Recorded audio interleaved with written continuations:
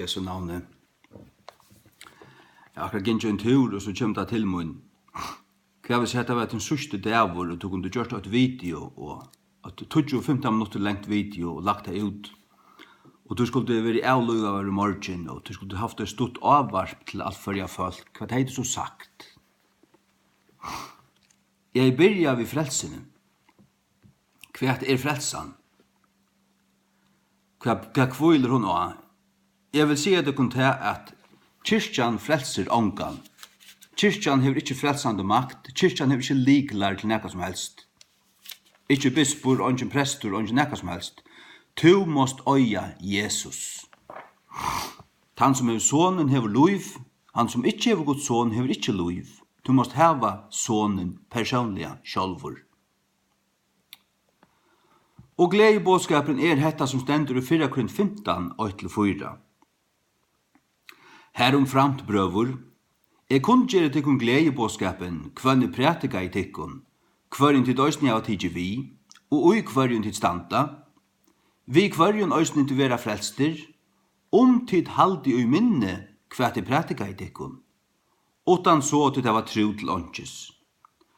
Tøy at jeg avhende tikkun fyrst av öllum tæ som øysni tåg i møte, kvos jo i Kristus døye fyrir okra synder samsverande skriftnar, og at han var griven, og at han røys oppatur 3 dagen samsverande ved skriftnar, og at han var sattur av Kefasse, sujan av tom 12, etter til var han sattur av oman fyrir 500 brørun ui senn, av kvarjon meienparsterne etter, fram at hese nuverande tøy, men sommer og sovnaier.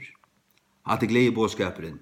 Jesus Kristus døye fyrir synder okkara, samsverande vid skriftenar, og at han var griven, gjerravur, og at han røys opp, atur 3 dagen samsverande vid skriftenar. Ta tøy frelsa. Takk i møte tøy, trygg og ta. Trygg personliga at Jesus døye fyrir te personliga av Golgata krosset, at han var fyrir tøyna synder. Lyd at det ut under hjärsta. Men det kan du ikke bare heva bare leisa luft. Du måste vite at det så.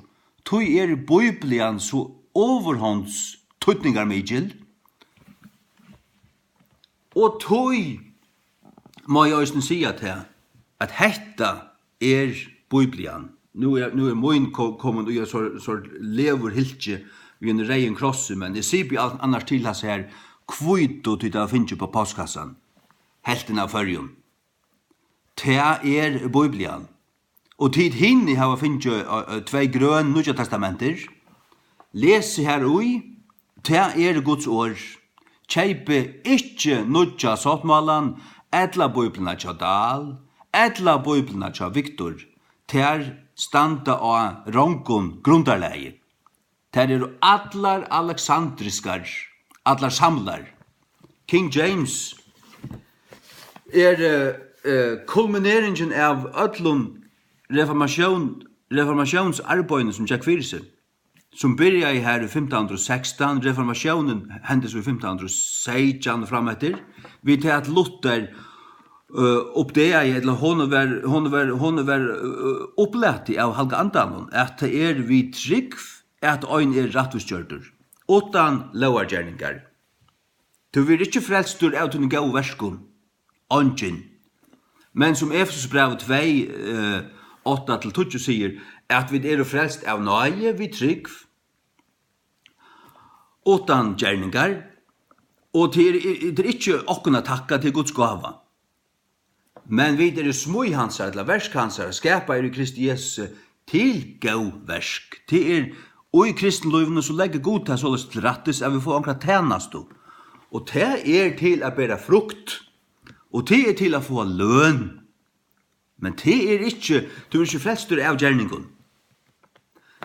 Men du våren frelstur og omvendur, og noktar å bære nekra frukt iver høver, du gjerst ikke, og kommer du enda her til at du færte av nokta Jesus, så mister du frelsna. Trygg vi ikke babsunnen, tar av å både kun og en sataniska falsklære nå i 130 år i fargen. Trygg vi dem ikke. Du måst halda ut, og du måst kjennast ved Jesus, og fylgjast ved honom resten av liven. og være hans herre. Ja. Nå har vi tog så 5 minutter. Frelsa det at Jesus hever gjørst alt til tunna frelso. Til full gjørst, sier han av Golgata krosset. Og det var fyrir te, og det var fyrir me. Og det ikke sakramentet, ikke pressens hånd, ikke døpsvatten, ikke neka som helst, ikke ritual. Nå dette gjørst, Guds navn nevnt i som her baden, og nå det Guds bad. Det skal bare trygge av døpsnøyene, hattla seg av kyrkjene. Kyrkjefolk? Jeg lukker han på lyst noen annar. Du frelst du gau? Du klar til å dodja? Skulle en araber komme i skård i hals, hei du vært til himmels?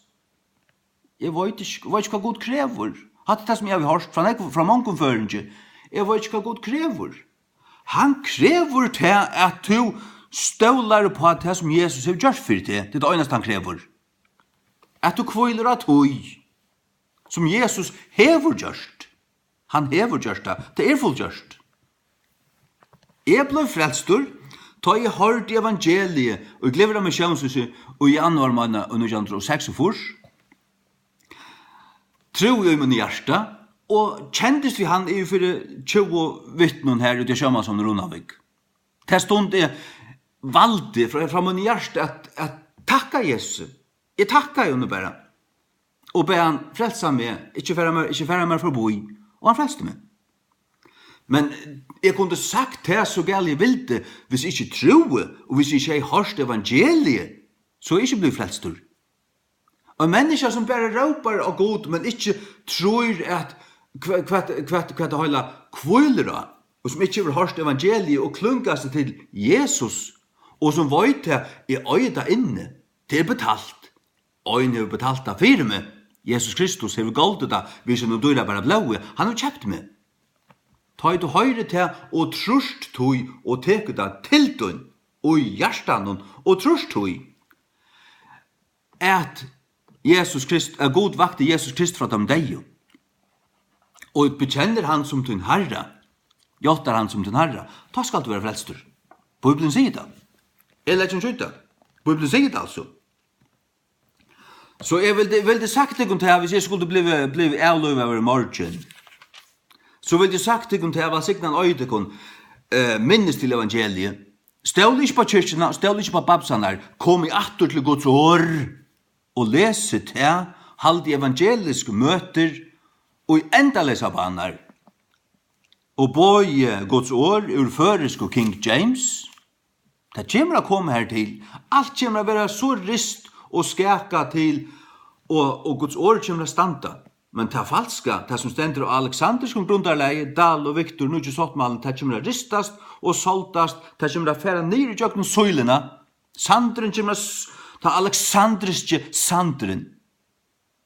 Alexandrinus, som tykker av bøyblier, tykkere. Ja, til bruker der enn, jeg vet det vel. Til flenne til resere, og flenne til mer.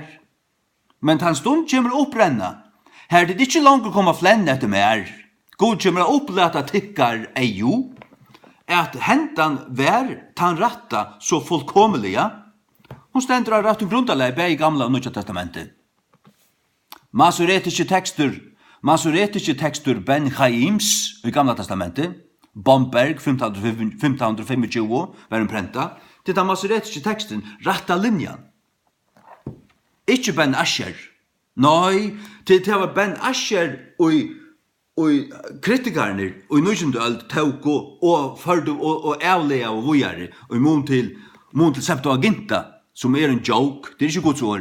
God var sitt år av hebraiskon, gamla testamentet altså. Og Nya testamentet altså textus receptus. Til å byrja i hans over Erasmus i 1516, han gav det ut 1516, og så kom hans over Robert Stefanus 1512-1525, og så kom Theodor Beza 1500 og noen fors og 1555. Det var den sørste, det var her 1555 som King James-tøyerne brukte til Nya testamentet. Det rette teksten, textus receptus. Her som fyrsta Johannes 5, 6 og 8 vi i teksten, og andre ting. Det er den fulle, komplette, fullkomne teksten. Halleluja. Halt fast ut her. Og trygg ved Jesus Krist. Og flere etter mer så galt det vilja at jeg får jeg ikke ilt av. Særlig ikke ta jeg skal dodja. Og det jeg dodja, jeg skal dodja, jeg var bare til at Bibelen sier at vi skulle råkne noen deg kvann det. Men nu kom det så sånn til mun skuld i dag i morgen, hva det er så sagt i førre folk. Det er det her. Hva det evangeliet er for nekka, og for Bibelen her. Det er den her. Hesar. Amen.